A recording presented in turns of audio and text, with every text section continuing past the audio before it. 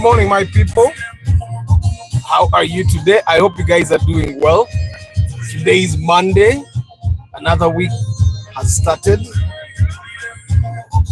the 25th, I think, right? It's 25th. Saturday was 23rd. Yesterday was 24th, and today is 25th. Let me just check. So today is 25th of November. It's just a couple of days away from Christmas now, yeah? It's just a couple of days away from Christmas. Kajamu konka laba.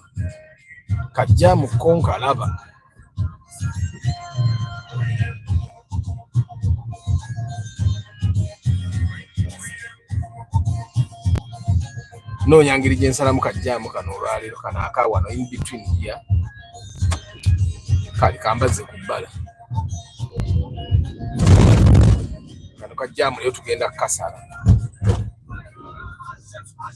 I've never used this route, but I know it gets somewhere.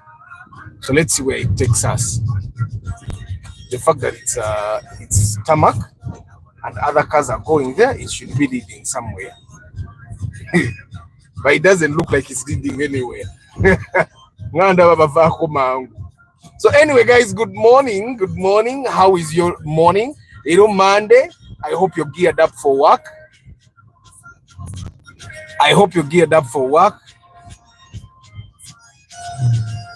Mwe.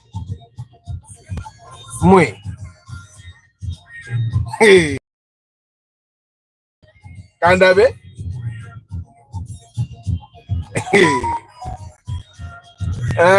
Kanyongere ngoberere tulabe. Omanya okugoberera kuno nako. Kanyongere ngoberere tulabe.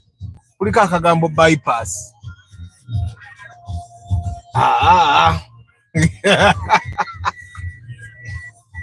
Abaganga bareka bekola mu bwekozi mwendo ekubona eri kangeri ya government nesiri ya government ekiro sikirabanga nemoro kendanga ziri mu kuyitayo mwe nemoro kendanga ziri mu kuyitayo baya agenda makaga ina wentu senga ndaba akakubo kavundu nnyo ne ngamba katude tuyiye kubeddala kajjamu kawa wantu kanyiza. Right, it seems those people, if there is a road that goes anywhere, it seems those guys know where it goes. I'm just not going to take that risk. But I hope your Monday is good, guys. And I hope you're doing well. Abaga no gule moroka akakuba mukalaba. When you have a car into yangu muko obulamu tebuzibuwala ate nnyo.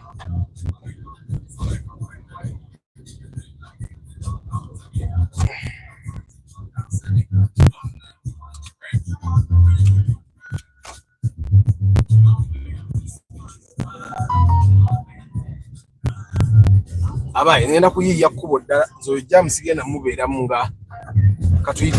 Let's use another route as well. Kagenda paka kugaba road. Okamanya akakubo kagwa. Nza akakubo kankanze kalinga akatetegerekeka.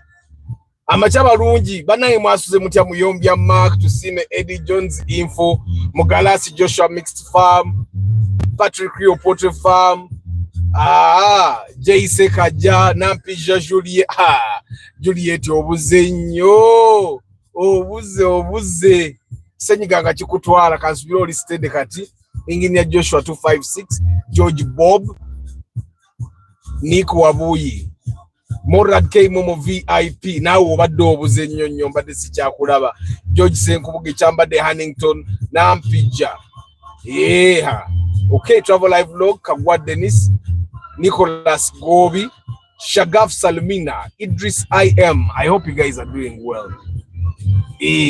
Jamu agenda kubeera oba ava kuzide egundi ezijoining akangende mukana akakubo kano kondi sure.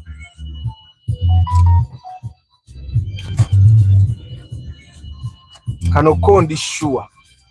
Nema kayaka kubo kalina we katuuse ng'olabira ddala tekagguka nga tebigwayo kano ko bigwayo.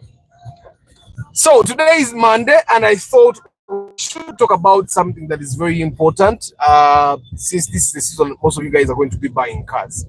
Now there are things that we should all be expecting to repair. Obo yagala oba toyagala nga byojja bikwatamu. Now, they are not by default that anywhere you go in the world you'll be repairing them, because there are things that you read about on the internet. But this car is very, very reliable because of such and such a thing. So it's important that we understand some of the faults that can happen to your car. Now, some of the faults I'm going to be talking about don't happen to every car all the time. It depends on what distance you drive, how you drive, you get, and of course the mechanical condition of the car that you buy. But some of the things also don't depend entirely on the mechanical condition. It also depends on what you're going to be using the car for. I'll give you an example. If you buy a Kawundo and you're always taking heavy stuff in that Kawundo, it's one of the cars that will have any other car you've seen. Lwaki nti shocks tezakolebwa kubona zakolebwa kuba za pay. You take normal human beings, three people in the rear, 2 people in the front. Now, the moment you put 2 people in the front and 7 people in the rear, okitegeera emmotoka ogenda jetta shocks oba wagula ampya oba wagula ambi. The other thing that happens that probably we need to take note of, emmotoka ne bw'ogigula ya zero mileage, bw'okuba ekinnya n'okikuba ebiseera ebimu bw'ogula heavy duty shocks, for example, ekinnya ojja kikuba multiple times. Bw'onokikuba multiple times, then I can tell you shock absorber ejja kukuba. Someone commented, nakoze video egula eyogera ku kkubo ningamba I drove 5 kilometers, which was actually true. That's 5 kilometers. It's a distance I normally run, so I know that it's 5 kilometers. But I drove the 5 kilometers for about 30 minutes. And then someone commented on the TikTok video. They said that they had just bought their parcel and they were driving in a hit a pothole, shock absorber. So there are things that are going to happen simply because of how you drive, how the roads are made in Uganda. Then the other thing that happens, if your car is doing commercial work, for example, commercial vehicles, with commercial vehicles you spend more. Akakubo sike kano kaliba kano kekana akakubo kenganya okuyitamu kagwa okubeyo nuwanjiseeko ndowooza oba ndabye bubi kale kakeeko. So guys, if you're going to be using your car for commercial work, there are things that you should expect that they will die whether you like it or not. Emoroke ya commercial, if a car is commercial but then is driving in the city, for example, avuga Gaba road yeka, there are things that will not ideally die. Ninga ate mu Moroke endala ezivuga commercials, other places bifa. Bushes, springs, shock absorbers, okitegeera ebyo bijja kuba bifa. Obukonokono, depending on where you drive, the kind of roads you drive on and the conditions and the distances you drive, ebintu ebijja kuba bifa nnyo depending there. I'm surprised emmotoka yange no tetta bukono, tetta ball joints, ate nga nvuga ekkubo ly'ettaka. I think my driving is a little refined ennaku zino, nvuga mu bulungi mukko. But then of course emmotoka yava mu bond, okitegeera, because nakabika ebeerako emirundi ebiri nga ngamba si bifu naye nga si bifu, okitegeera. Obukono, bush, mounting. Of course I bought 2 bushes so far, nagula bushes 2 nenkyusa CV joints 2. Now the thing that kills the CV joints is the water. Katulaba mu nkuba wano, the rainy season egenda okugwako abantu abasinga nga replacing a CV joint. Why? Ekirabba kisobola okukutuka naye nekibeera nga CV joint ekyakola bulungi during the dry season, kubanga naddala ng'obuvuga kukuba etali nnyo lya ttaka, because enfuufu teyingiramu nnyo. But then the rubber ya CV joint, when the rubber gets torn during the rainy season, whether you like it or not, water will get in there. Now when water gets in there, it's guaranteed that the grease will get over. Grease ajja kuvaamu. Now when the grease gets done, that's where the CV joint starts dying. So after the rainy season, so many people are going to replace CV joints. Now there's those faults that will happen. And then there are cars that have very expensive things to work on, like the Mark X suspension, the bushes. Okola bushes ezo maaso zokka. kiyinza okukulyako emitwalo nga 3 bushi zokka nga tonnaba kunyiga mu bukono tonnakola ki bushi zokka.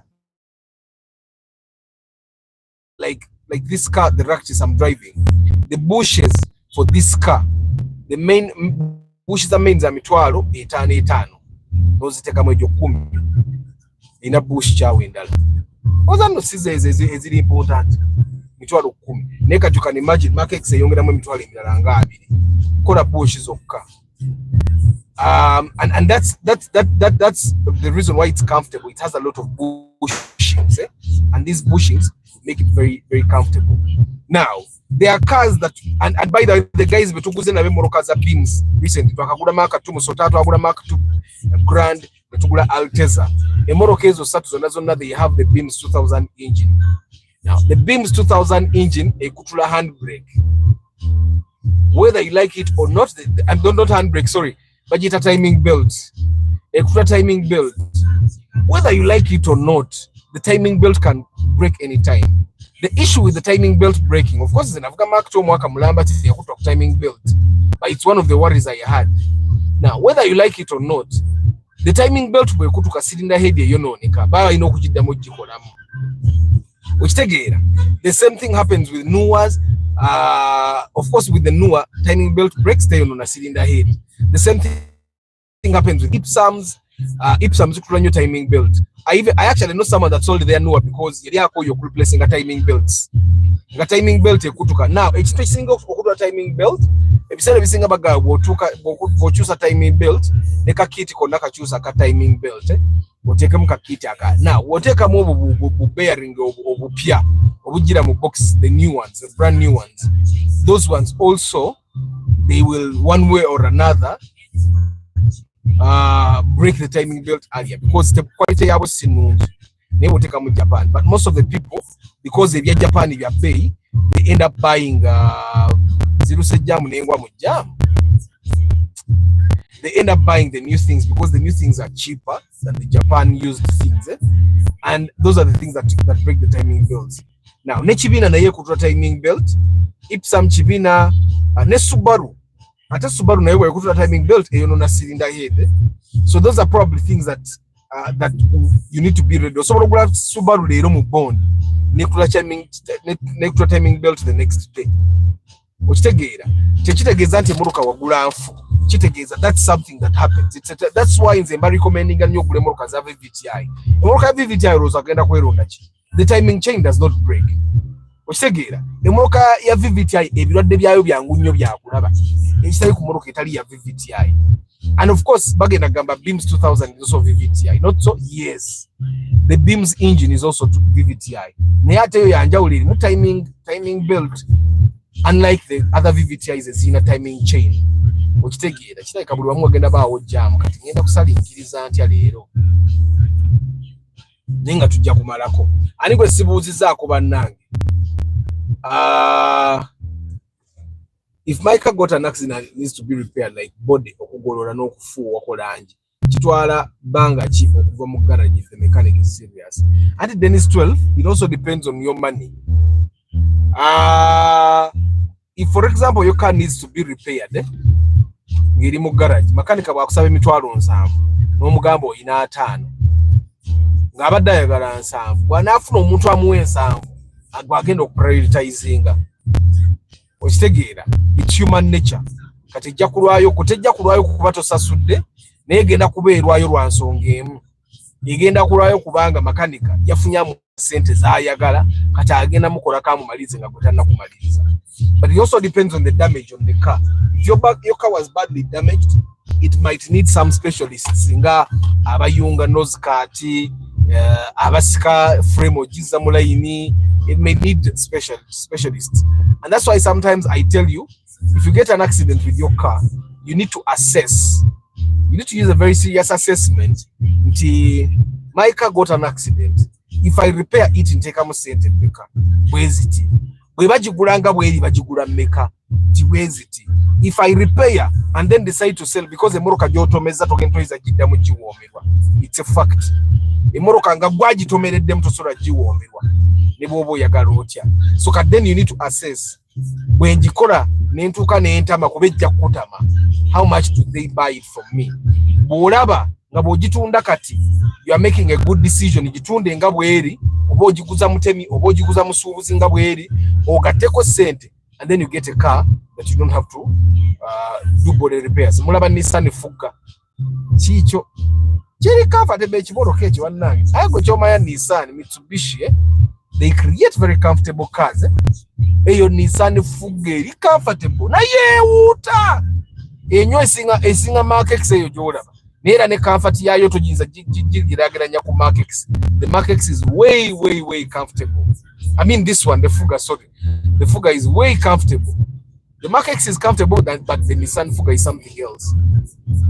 So then it's 12. It doesn't really take a lot of time if your car wasn't badly damaged. But if your car was badly damaged, you need to practice a lot of patience. You need to be very patient. This person is preparing in Morocco.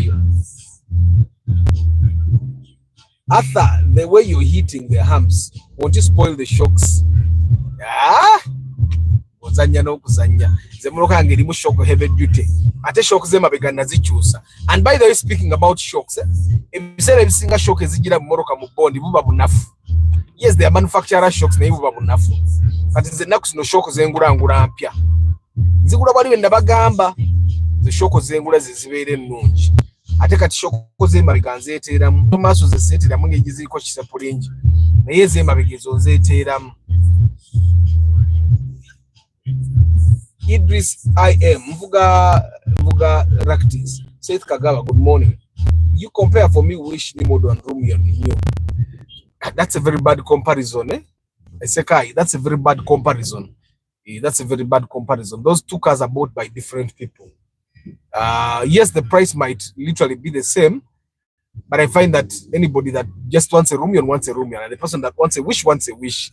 People that want Wishes want them for obvious reasons. The cars are big, so he's buying a family vehicle, right? And the people that buy a Romeo, they buy it because they like the box shape. Like it doesn't give. On the small humps,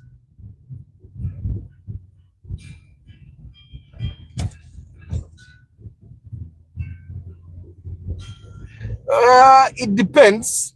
Okay, now the thing with the small humps, they kill the bushes. They don't actually kill the shocks.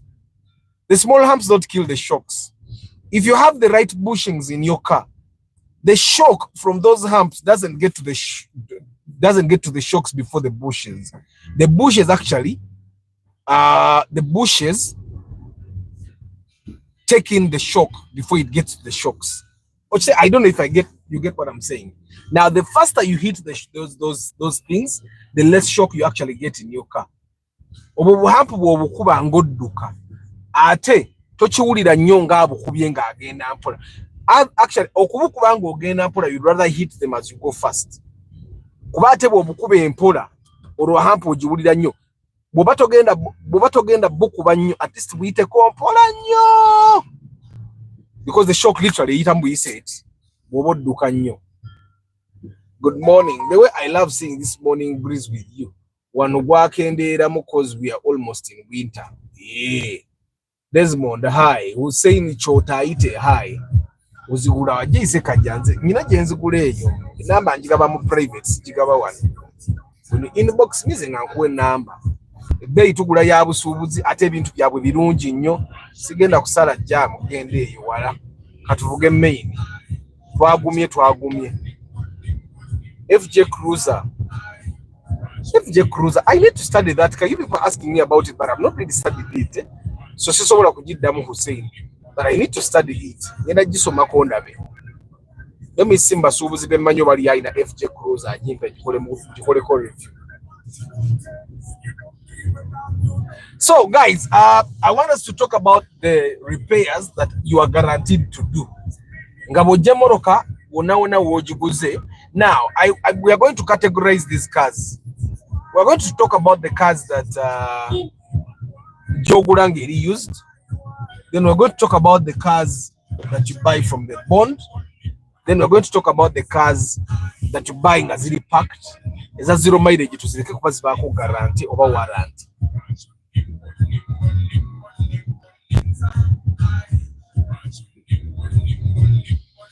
So if you're going to be buying a car from the bond,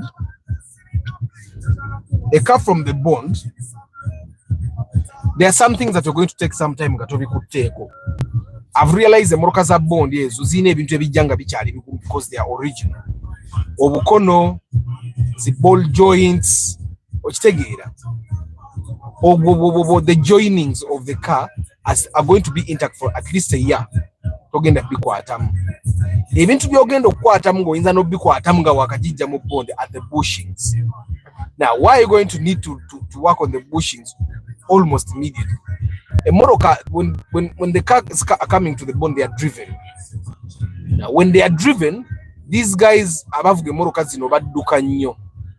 Kitegeeze one they hit the potholes badly.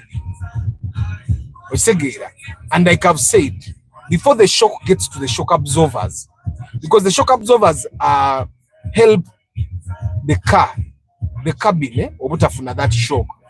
But then before the shocks, we have the bushings that handle the suspension. So bushes ezo ebiseera ebisinga ogenda kuzijjayo nga mulimu ezaakuba. Depending on who drove that car nga agijje mu Mbaaso gireeta e Kampala.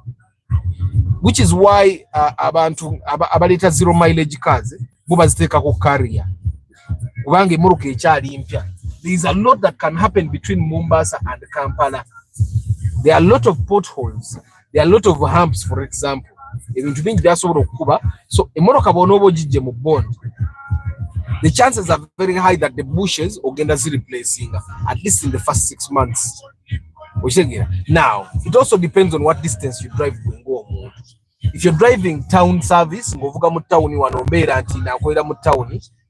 are chances that you may not need to replace the bushings because I don't know if you guys get what I'm saying. There are people that are not repairing their cars, not because their cars are not faulty, but because the distance they drive tasobola kumanya birwadde biri mu motoka. And I'm encouraging you guys, oba ogenda kugula moroka ki oba moroka ki, bw'oba ogize ng'osasudde after pre-purchase inspection, teekamu emitwalo 5 gy'amafuta. Kati we are starting a practice for the love of cars. Moroka gye tugenda okugula twagala tugivuge kilomita 10. Bwe tuvuge kilomita 10, buli kirwadde tugenda bakutukiwulidde. Buli kirwadde tujja batukiwulidde. Okitegeera, aye tugenda givuga kilomita 10 naye amafuta gwagagula sobeera mu n'emitwalo 5 egyaga amafuta. For the commercial vehicles ezo zo ngenda kuzongeza ne sente za inspection, because I remember the last kigege gye twagula nagenda okumaliza nga ntaddemu sente zange. Okitegeera, nagenda omaliza nga ntaddemu sente zange ng'ate omuntu yasasula inspection tosobola kumugamba nti ate nataddemu sente zange. Okitegeera. So the commercial vehicles bangula kigege, bangula njagala kugula erefu, you guys won't be paying the same pre-purchase inspection fee. Ngule moroka egenda vuga baana shuttle, ngule moroka njagala evuge Uber, that's a commercial vehicle. So you're going to incur more costs in inspection. As long as you declare the car is going to be commercial, you guys are going to be paying a little bit extra. Because it takes more to actually look for a commercial vehicle. You look more than you look for a small car. Because the moroka entono zine nungi nyingi. So ngate moroka is a commercial enungi entono. How much are heavy duty shocks for Rumion? I don't know. You'd have to call that person. Is a Rumion. Actually, not to buy in a stock. Babadi buy in a stock, buy in a container.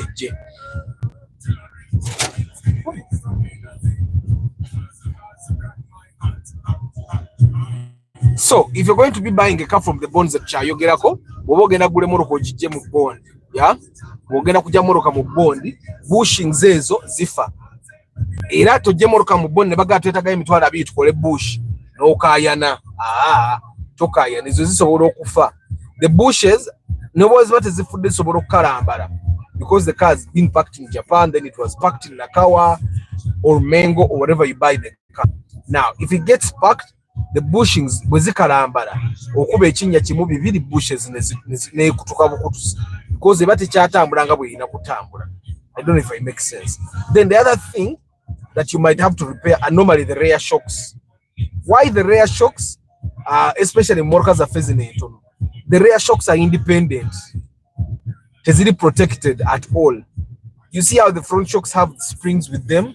The rear shock is alone. Yes, there are springs there, nice spring eri kubyayo ne shock eri kubyayo, which puts the rear shocks in more risk. Ate ngere emabega ewasinga otuula abantu abangi nnyo. Okitegeera ate nga weight yayo teri constant, so shocks get shocked. For example, olaba shock zo maaso bazikola ngo already ziri strong because bakimanyi engine eri maaso, so they are stronger than the rear shocks. But also then in mass eyo the weight is distributed evenly, so the weight doesn't change. Okitegeera so ngate weight ye mabega lero walira iti encha wazitowa ewoddako ne wazitowa nnyo olumu otikamu ebintu, so the shocks behind get worn out, and then you realize that era ne bwetuba tukuba ebinyo bahamu omupiira gwe emaaso oyitawo mpola emabega n'okwona. So shocks emabega ezo and also the fact that baba bajivuga vuzo jijje mu mbasa era genda kulwala shock emabega, so majority of the time shocks emabega ero just replacing amwako ogusooka. Now this might not apply to everyone. Omuntu ajja kubeera agambe asanze nagule muruka mu bonna akajivuga emyaka 3 sina kye nali nkoze. Toyina kye wali okoze, but can you guarantee that biramu? Because there are people abatakanika naye nga takanika kuba ebifuta bimanyi bwe bibeera. That's also a thing. And this is normally with new car owners. Omuntu yakagule muruka yeesooka, they rarely know that something is faulty. Okitegeera so nga atenze Arthur akantu nkawulirirawo ninkakola. Okitegeera so the new car owners, yes, it's possible you can be driving your car nga ndwadde naye nga tomanyi ekyo saagala okiteke otekewo omukono ogambe Arthur byogera tobimanyi mbimanyi, because there are people's cars that I driven and I gave them back ninga kati mmotoka sikisobola ndwadde nnyo nga ate bo balaba teyina buzibu. Okitegeera even in the way it moves, the way the steering works and all those things. So emmotoka za bondi ebyo ebisinga byotera okukola boze ere emmotoka za bondi zifa balubu z'amasanyalaze balubu. So you need to keep money aside for buying a bulb that is equal to the bulb that is in your car. If your bulb is a motor bulb, kateekawo sente zigula balubu eza mota. And now balubu za mota ziri mitwalo oba 15-20, so ezo ziteekewo. Shock z'emmotoka zaffe ziri general entono. Kati waliwo of course wabayo emmotoka ezina shock ez'ebbeeyi nga Kawundo, RAV4, Vanguard. But a majority of you guys, the cars you're buying, the rear shocks will probably cost you 150 to 200. Or take it 150 to 200. Izo maso zibabeera 18 kwa 25. So, emmotoka empya ebyo bitera okufa. Emmotoka empya osobola givuga emyaka 2 nga tokyusiza plugs, nga tokyusiza plug coils. Okitegeere osobola givuga emyaka 2 ng'okyusa oil. It can also happen with the old cars. Nekati ndi kumoroka eza board. Osobola givuga emyaka 2 nga the thing you're doing is changing oil. Ekirala kyogenda okukyusa mu mwaka ogusooka mu mmoroka yoba ogiguze mu bondi oba wa is the brakes. Ezo zo brakes ojja sikyusa obuyagala otayagala. Bw'onoba tozikyusiza both sets of all sets of wheels ojja kukyusa kasi ate ez'emabega at least. Kuba ez'emabega ziggwako mangu okusinga ku zo maaso. Lwakuba ate ez'emabega ebiseera ebisinga tezirabika physically. Lwaki ziggwako mangu? Ze zikwata ne handbrake. Ate nga abantu abamu ku mmwe handbrake mugivugiramu. Buli bw'ovugiramu handbrake, brake oba ozikola ki? Ozikadya. And then of course waliwo emmotoka ezirimu ezirina 2 sets of brake pads emabega. Nga handbrake erina brake pad eyaayo, brake pad ezaayo, ne brakes eza bulijjo zirina brakes ezaazo. Now, if a car is like that, then the brake replacement is going to be expensive. Abaye, American Embassy mugirabye. Ogirabye, this is a world in a country in a country. This is a country in a country. Is that the American Embassy? But you know these guys, America no bagala ensi yaabwe. America bagala ensi yaabwe. And you know they have patriotism that has not been forced. It's not patriotism that is saying, hey, you must love your country, you must love your country. It's not even, I think it's something that comes naturally, loving your country. And because they love their country, other people have fallen in love with their country, and now other people want to go to their country. Maximian, good morning. Obulanyo Maximian, Kabali Moses, good morning. Arthur, which person? Share with us the contact for heavy duty. I'm not saying they are heavy duty shocks. I'm saying they are very good shocks. Heavy duty shocks. So, but they are good shocks. I can share a contact. Inbox me. I can share the contact of the place where I buy. Very good prices. But stock a like I've been trying to buy some air cleaners from them. Means air cleaners and air cleaner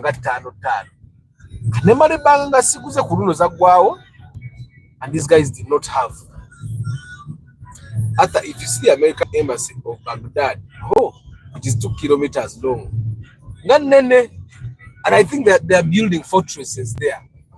Like it can counter missile attacks and all those things.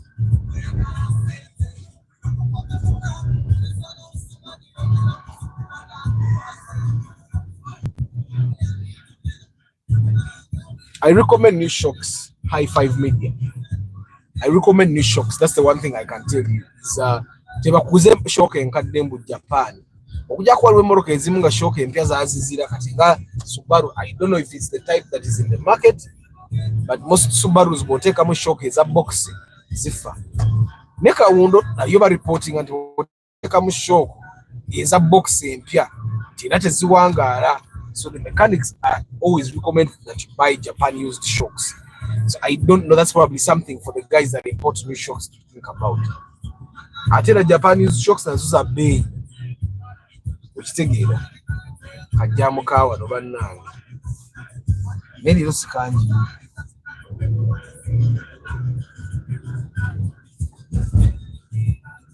So the new cars, if you're literally able to offer. Mpozi ngojeko ekyokuba nti abaana bagenda kujja bajjeko obutala babutwale side mirror bazitwale, almost everything can be taken, but mbigenda okufa byebyo. Then botula ku Morocco enkadde bwabagule Morocco enkadde milioni 10-15 emoroka kasitebeera nkadde the shocks might be okay, but in the next couple of months you're going to buy shocks. Shock esobola okufa n'otamanya. I don't know if you get what I'm saying. Omuntu bwaba avuga distance ntono emoroka esobola okuba nfu n'etafa.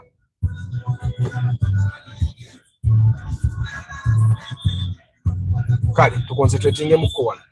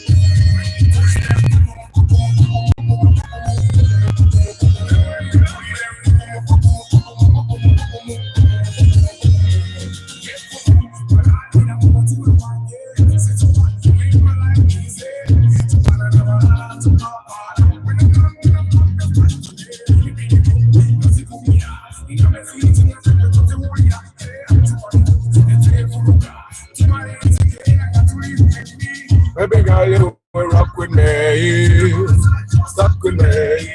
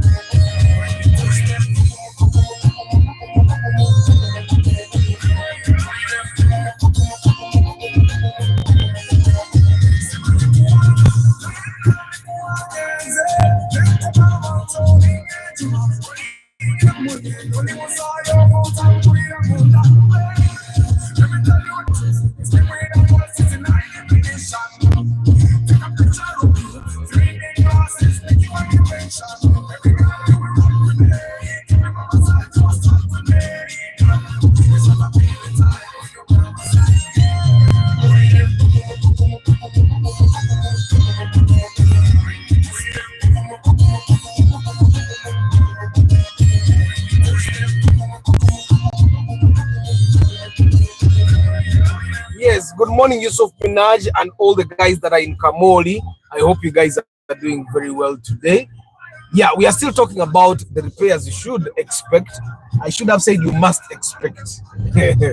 Kati bwogula moroka enkadde olaba nga space yo bw'ogira beri ku UBJ osobola okugigula n'etabaako kyerwala, by the way. But you should expect.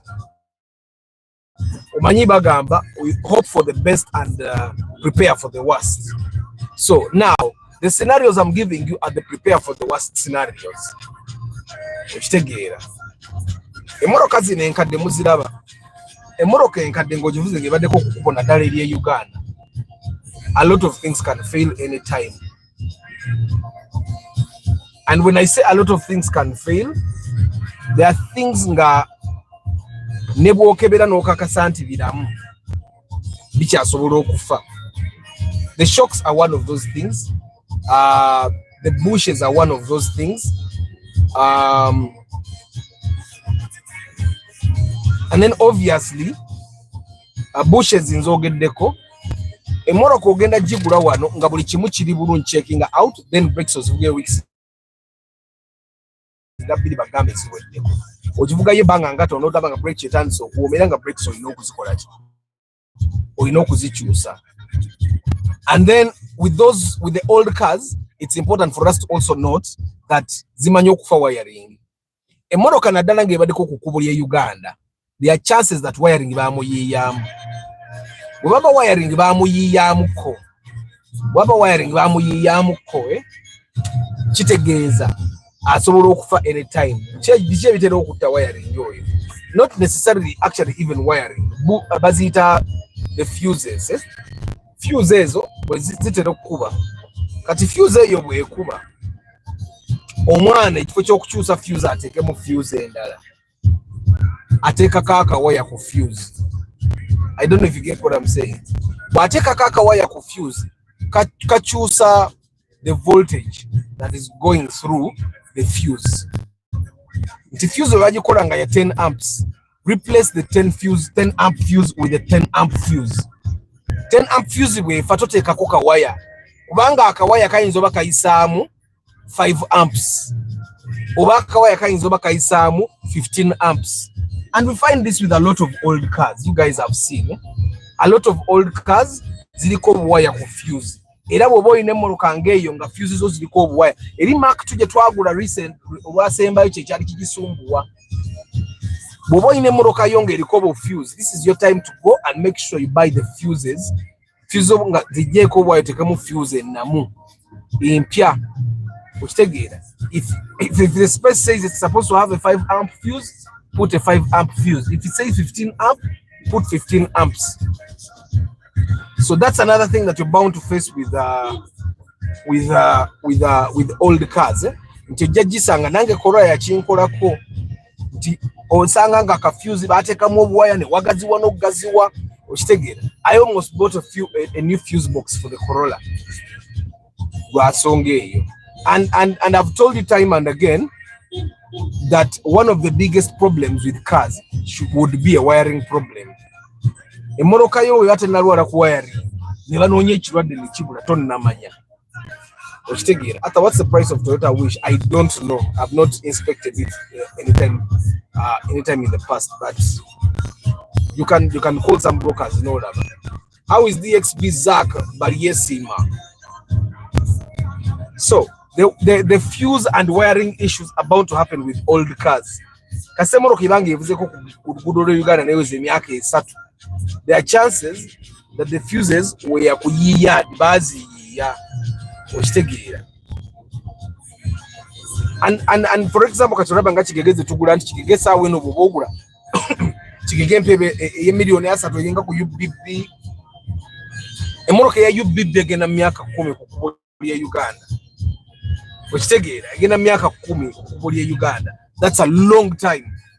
Kachigege eri ku UBB wiring muyiye sure deal. Ate sina muyiye mukanike.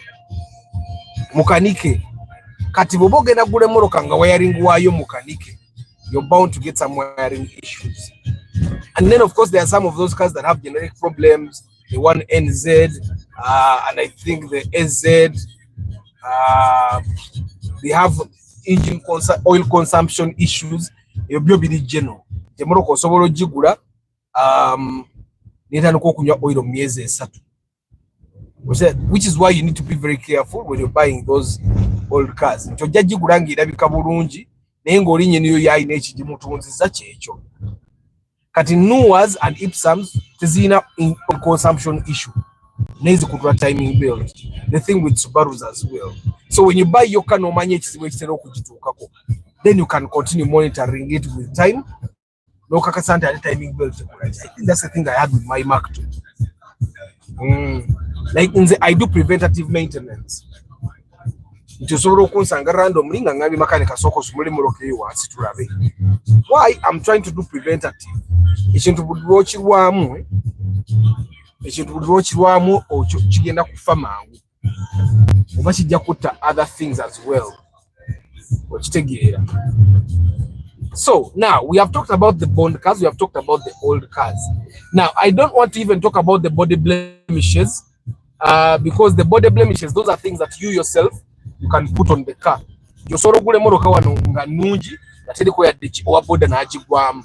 So the body blemishes, you should calculate the costs, but those should not be something that ekulemesa the body blemish tekulemesa nge motoka bwebe moroka checking out buli kimu. Osobola okusala omuntu sente n'omugamba emoroka eno olw'okuba bumper erabika bweti nsalira ake 10 ng'eneefu we bumper naye tekikulemesa nga moroka n'ogenda ogula emmoroka enyirira nga nvundu. Because I've realized that for the time that I've expected for you guys, I've realized that aesthetics are very important, but I've also realized that some of the mistakes that people make when they are buying cars are because of aesthetics. Aleka we moroka enungi olw'okuba eriko scratches. N'agenda n'agula etaliko scratches. Kumbe eri obutabaako scratches, nyinyo yamanya obutabaako scratches kijja gitunda. N'agenda ne bagifumwa ne bagigolola bulungi n'ebeera nga eringa mpya. Kati oli bw'ajja n'agamba, we should take this one, it looks nice. Abasubuzi bo baamanya that you guys mwagala ebinyirira. So boza, they wash. Boza emmotoka. So that tosobola n'okola ki. N'ofunako ky'otayagala ku mmotoka kiva ku bucaafu. Which is why me I prefer to buy cars that are outside bonds. Nti emmotoka eri ebweru wa bond ebeera si ntegeke tebagyozeza buli kacaafu kali okalaba. Okitegeera bw'eba ebadde eparkinze era ogiraba nti eparkinze wano emazeewo bbanga weeriti. N'emmoloka y'omu bibanda tosobola kumanya bbanga lyemazeewo ng'eparkinze kuba bagenda gitegeka. Ne wetunula wansi when normally when we are inspecting I tell the mechanic kira wansi ombulire kye kikola ki kye kigenda maaso eyo. Emmoloka etali nzizike ng'ogisanze bwamu kizibu kugisanga nti bagyoza ne bagikuba n'olupiira eyo wansi okitegeera amalo parking.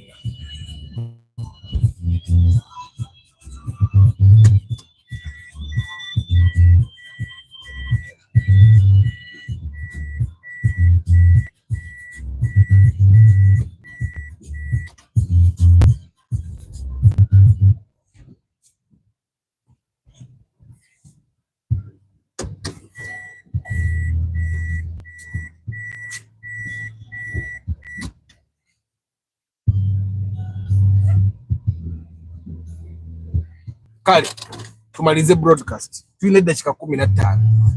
I have a Corolla 2003 USZ series, replace fuse box and Kasanyi. Want to upgrade Subaru 2008. Wateka mwa Kasanyi webale. Corolla gituguze banange bafuro bange bagala Corolla. Gituguze Corolla yo ogitunda sente mmeka. Ogitunda sente mmeka Corolla Regan.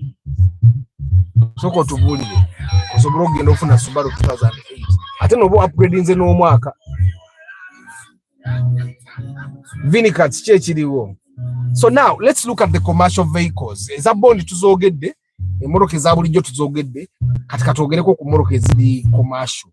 Emmoloka eziri commercial emmoloka gy'ogula ng'egenda vuga Uber, emmoloka gy'ogula ng'egenda vuga shuttle, emmoloka gy'ogula nga egenda vuga taxi, emmoloka gy'ogula ng'egenda vuga loole oba egenda kusomba bagenyi bakulu.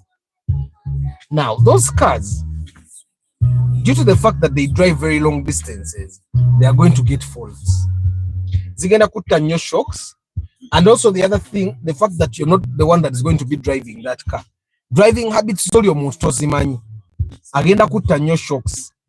There are also chances that that car is going to overheat. What's gwaji monitoring? If you have given that car to someone, ngata monitoring, which you might not know, the car might overheat. Ukitegeera. But emipira jijja kuggwako because those are commercial vehicles. Kitegeeza obogule commercial vehicle. Totulundya nnyo nti emmoloka eriko emipiira because obweyagala oba toyagala ogenda gigula. Egyo egiriko giyinza okukaddiwa myezi 3 era n'ogula. Kati atandise n'emmoloka n'ogigula nga ekamu wansi n'ogula gwe n'otandika n'emipiira ejjo abuluza batasinga. And then of course as emmoloka eziri commercial ne wiring ajja kyankalana. Naddala nga si gwagivuga because every time this car will get a bit of issue wiring wise, driver agenda kutetenkanya asigale ku kkubo. Waliwo ebintu ebiba driver bibakola eyo ng'emmoloka toliiyo nga tagambe nakugamba n'akanika yalowooza ayamba ye naawe akuyamba kumbe yeeyamba ayonoona eyiyo. Okitegeera? So those are things ne bw'oba wakagigula mwezi gumu ebyo ebintu bisobola okubaawo. Overheating, bushes zo zijja kufa, shoko zijja kufa, ne wiring asobola okwonooneka because emmoloka oguze ya commercial. Now, I'm not saying this will happen all the time, but it's bound to happen. So there are those expenses you need to know. Ate wogo akagula emmoloka eri commercial, ebbanga erisooka emmoloka eri commercial egenda kukulya ssente nga nnyingi mu because oli mu kugitereeza. Ate ebiseera ebimu ne driver yennyini agenda kukubba, ajja kukubira essimu akaye tulina otereeza kaye kubanga akimanyi ssente weezire emmoloka bagiguze ya business. So you need to be very careful, driver obutakuyiiya oba makanika obutakuyiiya. Okitegeera? Ate saabo boka n'omuntu gwe emmoloka yo bw'aba agimanaginga naye asobola okukuyaaya.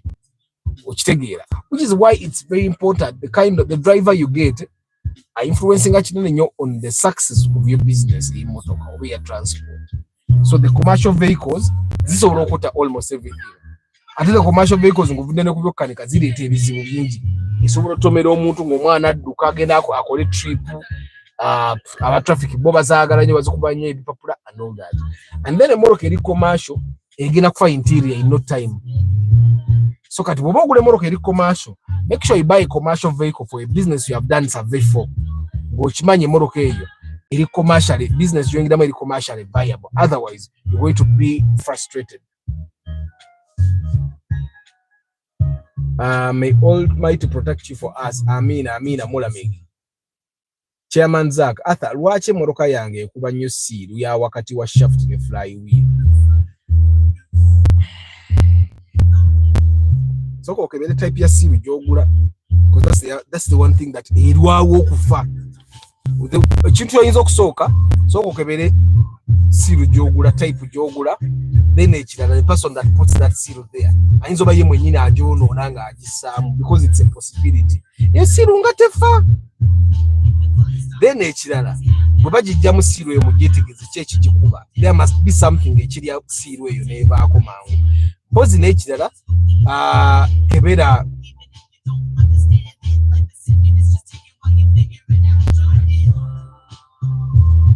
wali drive shaft. You should also check the oils you use or even the greases. But mostly it might be the type or the person that replaces it. This year nsonze naye akasente kaganya okuwera ate saagala mmoloka nkadde genda bakuwola emmotoka. Guys, omuntu ataagala mmoloka nkadde bwe kasosona senula nga teziwera zikwate zitwaleyo mu kibanda. Bwe kasitowezaamu miliyoni nga 15-20 zitwaleyo oziteekeyo bakuwola emmoloka. Abasajja abapakistani nakina kitebongera mu ssente. It's raining cats and dogs in Boyogerere. Kale. If I put the on auto for the fan, but don't press the AC button, does it affect? No, it doesn't. But if you put auto and you don't press the AC button, AC is not functioning, so you're not getting AC. You're getting a chibugumu. You soon enough you'll not be breathing. I mean, I'm a new driver. Now there is a lot I don't know about cars, so there is some insight I get from you. I mean, Jovan, guys, kamba siule the chika zange zisatu simbe kazimalize ngamba siule, right? ziri dakiika 9 actually. Muyombya Mark we bali kubeerako abali mu Kamoli. I don't take you for granted. The guys that are watching this broadcast later on in the day, in the evening or next week, thank you very much for keeping it for the love of cars. Kitegeera aina taatawo jajjawo ng'avuze emmoroka mpitirivu ng'oyagala story ya taatawo emmoroka za zaavu go documentinga. I'm your man. I'm not going to charge you anything. My crew will come. We will film our interview with your old man, old woman. Atuwulire emmoroka zaavuze, which car he was proud of, she was proud of. Atuwulire lwaki yakyusanga emmoroka, atuwulire emmoroka gy'avuga kati. That's a story you can keep for your grandchildren or for your children. Balabe jjajjaabwe nti jjajja wammwe. It's a memory that we can take for granted, but it's a memory that is good. So if you have your father, grandfather, ani ngoyagala documenting, of course we will put it on YouTube. So if you're a very private family, kino kikulemye. Tusime Eddie webale kubeerako John's Info Mugalasi Joshua Mix Farm, Patrick Yopote Farm, J Sekaja Nampija Juliet, George Bob Nkinia Joshua, Nick Wabuyi, Morad K Momo VIP, George Senkubugi Chamba de Annington, Travel Live Vlog Kagwa Dennis, Morad K Momo VIP, Nicholas Gobi, Shagaf Salmina, Idris M, Kagwa Dennis, Kabali Moses,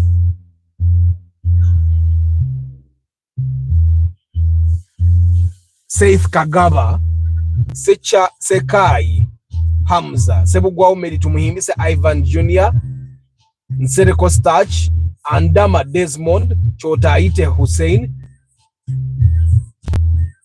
Kasibante Akisam, Starch Nsereko.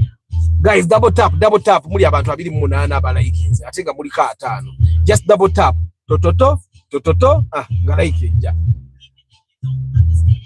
Maximian, Michael UG, Lule Emmanuel, Andama Desmond, High Five Media UG, Zach Bariesima, Lucky Mose, Vinny Katz, Regan Semigadde, Mula Mig, Chairman Zach, Basic Chris, Makai Jovan, Rastas in Milan. Emoroka ngevipira randomly and check comes on and off, and we turn to kukupira igwamu amayi. Mechanics are free to figure out the problem. Weba diagnosing, weba take ako machine bagamba chi Rastas in Milan, because that's where you start from. I'm sure Emoroka jovuga ekola chi Europa. Weba take ako machine Europa chi. Biji eba replacing them, because mechanic atasola kulemerwa nga replacing. What are some of the things they have replaced? Weba the queries, I don't miss your life. Ya demoroka sinna funo jajji funa Gideon ojajji funa Mukisa Pasco is there 7-seater nga manual Muprados jezili sinaba nuwa ya manual by the way nenga Muprados jezili. We are here to see a Vanguard that is manual, because it's a car that looks like it could be manual. Pajeros. Mr. Lucius, good morning. Rashida Farm Security, good morning. Nafe Mukamori, don't take us for granted. I don't, Chairman Zach. Never can I ever take anyone for granted. Guys, thank you very much for being part of the broadcast. Tomusherure Anthony. Why do mechanics limit us to drive only 4,000 kilometers, yet it can stretch to 5K? To keep your engine safe, guys. Inze ono oil gwenteka moroka yanga ino okutambula kilometer omutwalo gumu n'ekitundu niba nterako omutwalo gumu. So kitegeeza ne bwe neerabira service neyitako oil wange bamujjamu ng'akyali mupya. Okitegeera So yes, what they are doing is only good for you. Mula make weekly roundup ya 23rd ngiriji with the Saturday. It seems vagitamik. Are you sure? Maybe I did. We'll do better next time. Arthur, me after you inspecting the car, we directly go to garage and replace every damage. Yeah, I actually normally recommend people to spend about 3 months in Uganda. But nakola buli kimu okola bijigana kutambula mwege myezi 3 obuguze enkadde ebitajigana kutambula byesonyiwe okitegeera. Rastas Milan Joshua akubuuza motoka ki epipira randomly nemala nejja y'amaanyi soko tuddemu nga sinnavaawo wano tuddemu nga sinnasiibula kafani mukawulira Kafani ke nagura kankabalage.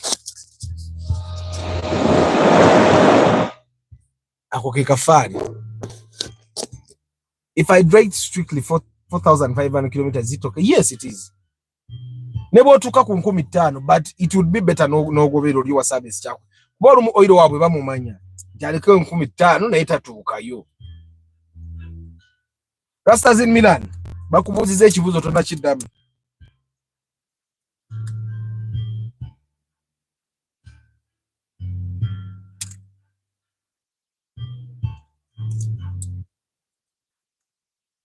Either ITV, bro, talk about tax business and taxes you have to pay.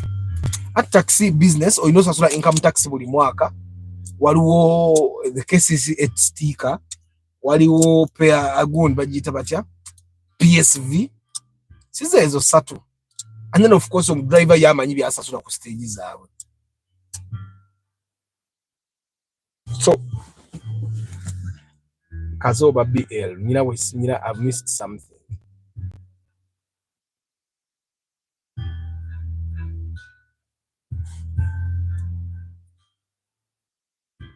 So Kazoba, when you're moving, you accelerate nebuza amanyi. Sicho? Nindako. Epipira you're moving slowly. Kazoba, nina comment when you like just sirabi.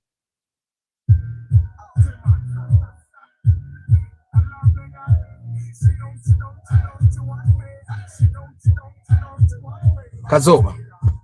Lawrence, you write a full comment. Micah does this and this to Ravi. After, is it okay to use Castro 5W30 for my room? It's the oil I use in my car. Actually, me, I use 40. I use Castro 5W40. 5W40. 5W40 is more expensive than 30. I don't know why. But me, I use 40.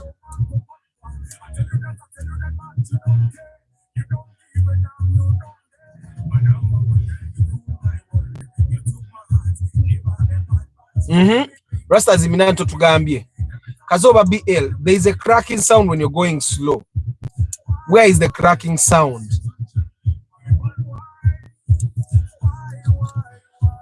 Sigena basi bulaba nainga tubirabye. We are waiting for Rastas and Milan and Lawrence Kazoba.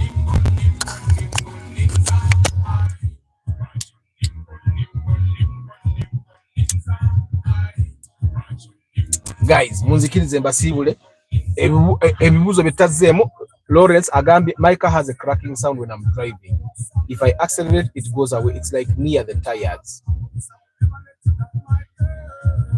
Tekabere kabati. Because akabati okawulira nyongo ovuga mpola bodduka ngolekera okawulira. Ate bw'obeera mbinya Lawrence, bw'obeera mbinya kabaayo, kabeerayo ng'oli mbinya oba oli ng'oli ku tamaga.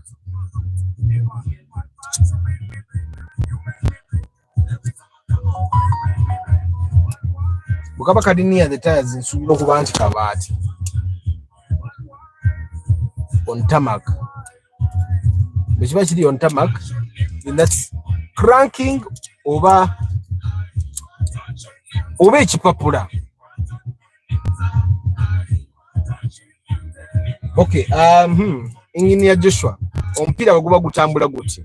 Waliwo eri ewabeera brakes ku hub, kuliko akabaati akabeerayo. Kabeera kabaati bwe kati. So normally kaba kasobola okukoona ku rim. But then bw'obanga ovuga ku tamaka ng'ekintu ekyo kikoona kebeera ku kipapula. Kebeera ko ne ku kipapula. Bakisobola okuba ekipapula nga kyata taka taka taka. Naye nga bodduka nga kyata taka taka taka ne kaba ne kabula. Got guys, let me wish you a very lovely day. I'll see you tomorrow, Market Tuesday. May the good Lord bless you. Ciao.